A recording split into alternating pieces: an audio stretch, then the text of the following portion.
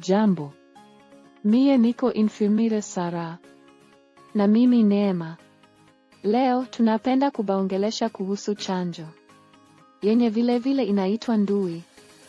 Chanjo ni nini? Chanjo ni aina ya dawa.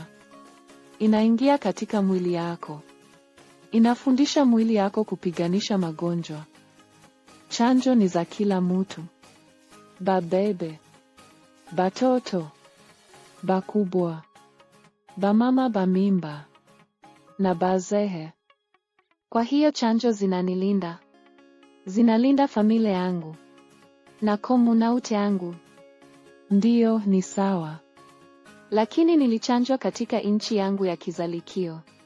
Kwa nini nahitaji zingine? Ile ni ulizo ya mzuri. Chanjo fulani zinazehekaka kadiri wakati inapita. Unaweza kuhitaji nyongezo.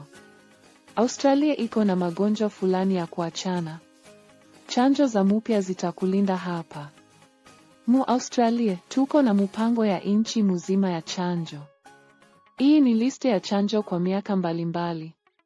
Tutachunguza makane au canets zako za chanjo kutoka kwenu. Na tuzilinganishe na mpango ya nchi mzima ya chanjo Australia. Hii inatusaidia kujua chanjo yenye unahitaji. Naweza kila mara kukuuliza nitapata chanjo gani. Na kama nahitaji interpreter, naweza kuomba banipatie aye. Ndiyo, ile ni sawa. Kila mara unaweza kuuliza mauliza. Utapata interpreter bila kulipa.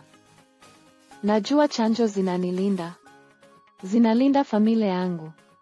Na komunaute yangu. Lakini nikingali na boga. Ni sawa kuogopa. Angalia video ya kufuata. Na nitajibia ingine maulizo yako.